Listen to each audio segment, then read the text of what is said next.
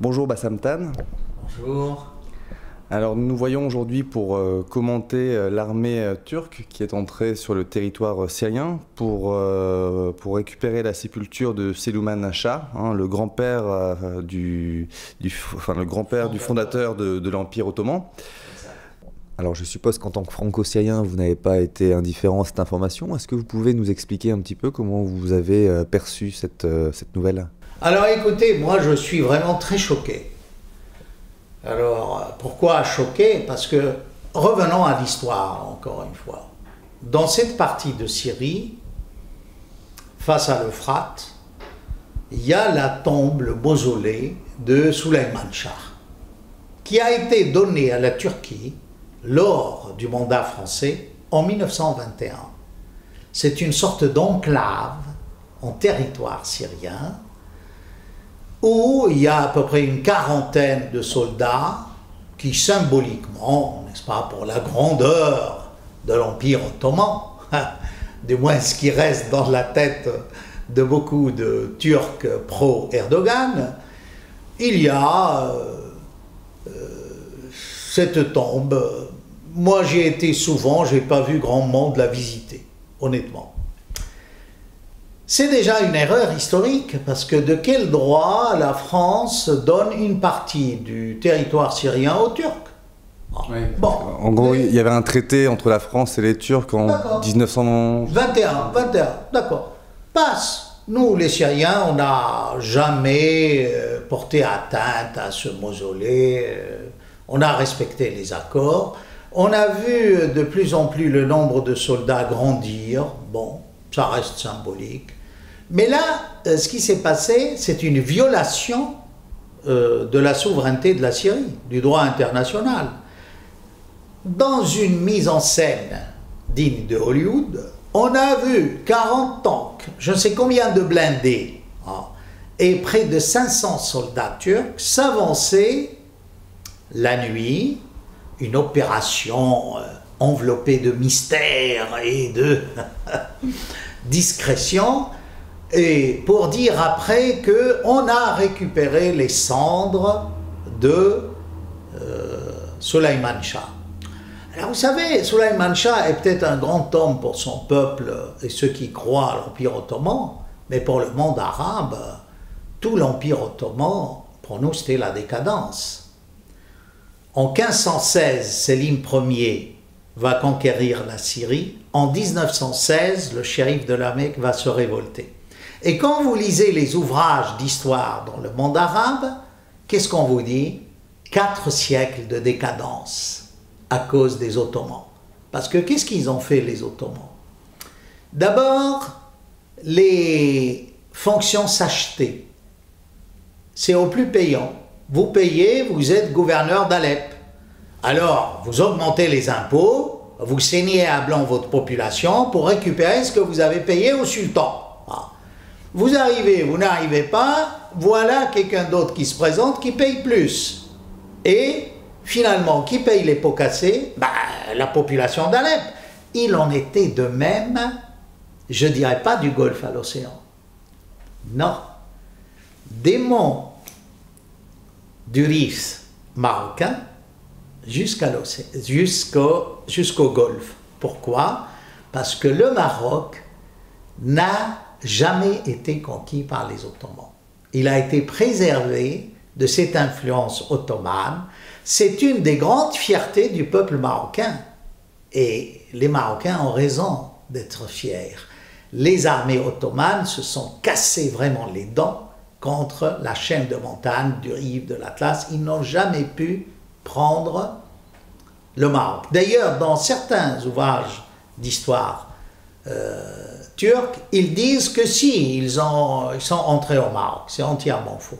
Donc vous voyez, cet empire ottoman a fait beaucoup de mal au monde arabo-musulman.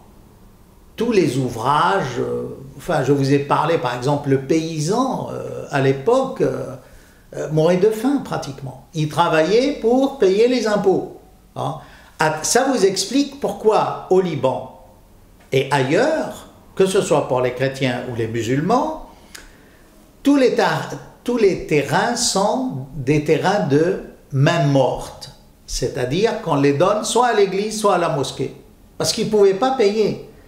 Et comme les établissements religieux étaient exempts d'impôts ou payaient moins, il s'est trouvé à la fin, ça explique le féodalisme religieux.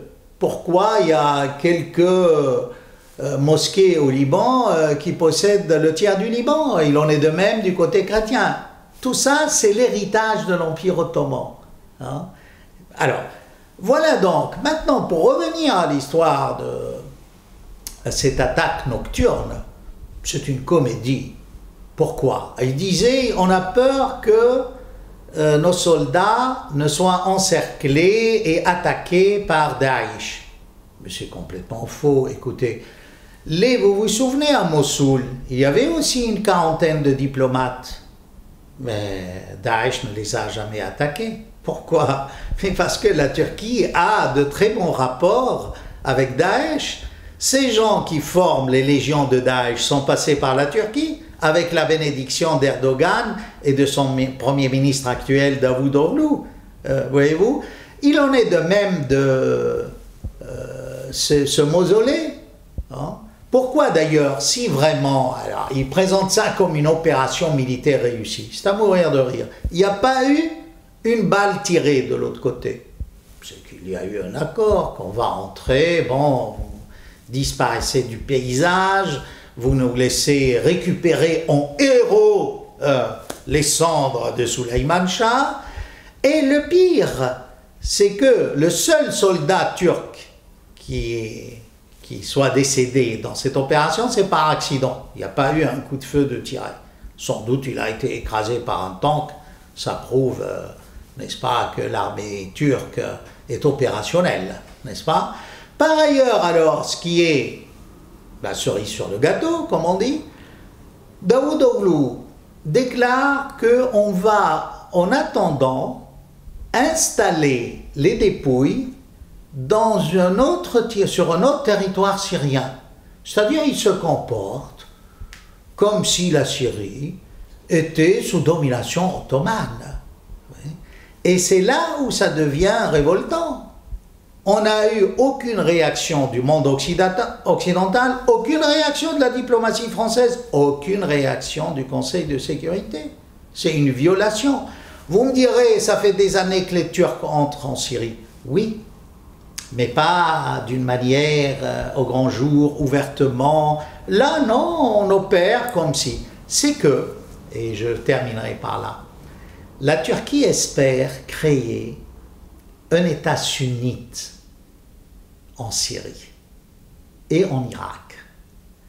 Et peut-être, avec l'aide, c'est un des scénarios américains, c'est d'installer le roi de Jordanie, Abdallah, à la tête de ce nouvel État. Comme ça, la sécurité d'Israël est plus ou moins assurée, puisque la Syrie n'existera plus, la Syrie historique. Il y aura peut-être un ruban côtier qui sera donné à Assad, sa communauté, les chrétiens qui veulent bien y vivre, s'y réfugier, avec des sunnites modérés, mais on revient à l'idée d'un État sunnite. Il suffit simplement